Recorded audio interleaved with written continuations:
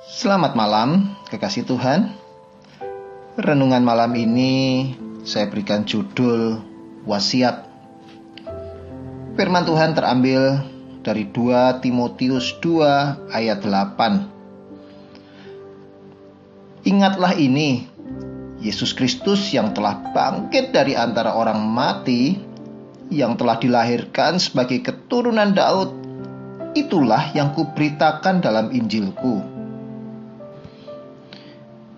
Jika sempat, biasanya seseorang akan meninggalkan wasiat, yaitu pesan khusus, baik lisan atau tulisan, sebelum ajalnya menjelang.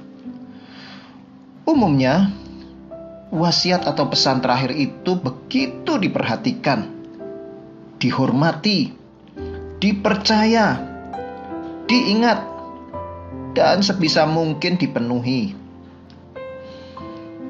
Menjelang ajalnya di penjara tanggal 30 Mei 1972, penginjil terkenal Watchman Nee menulis sebuah catatan kecil. Penjaga penjara menemukan catatan itu di ranjang penjara. Catatan itu rupanya berisi keyakinan Watchman Nee yang berkata, Kristus adalah anak Allah yang mati untuk menebus manusia berdosa dan dibangkitkan kembali pada hari ketiga. Inilah kebenaran yang teragung di seluruh alam semesta. Aku mati karena imanku kepada Kristus. Surat Rasul Paulus yang kita dengar malam ini ditulis menjelang ajalnya.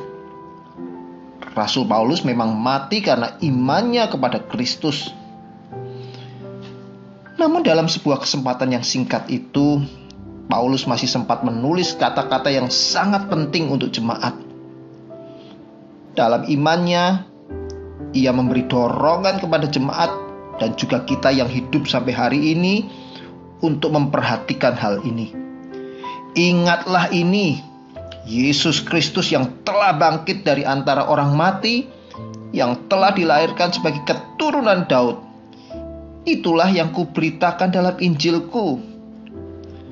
Karena pemberitaan Injil inilah aku menderita, malah dibelenggu sebagai seorang penjahat. Tetapi firman Allah tidak terbelenggu. Tidak semua orang mendapat panggilan yang sama seperti Rasul Paulus atau Watchman Nee yang harus mati sebagai martir karena imannya kepada Kristus. Namun demikian, setiap dari kita dipanggil untuk menjadi saksi hidup atas setiap karya yang dilakukannya kepada kita. Kristus memanggil kita untuk menjadi pemberita kabar sukacita itu di tempat di mana kita berada. Kita dapat menulis pesan-pesan khusus tentang karya penebusan Kristus dan bagaimana kasih-Nya yang hebat itu melalui perbuatan-perbuatan nyata dalam hidup kita. Kita tidak pernah tahu kapan ajal akan datang. Tetapi selagi kita hidup, inilah kesempatan bagi kita untuk membuat catatan-catatan kehidupan yang dapat memberkati hidup banyak orang. Kehidupan kita saat ini adalah wasiat yang akan diingat orang tentang kita. Mari kita berdoa.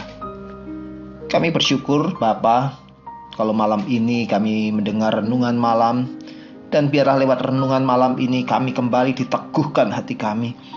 Kami kembali diingatkan bahwa kami hidup di dalam dunia ini membawa misi daripada Tuhan, membawa misi ilahi dari surga, menjadi teladan buat surga ini, mengiring Kristus setia sampai akhir.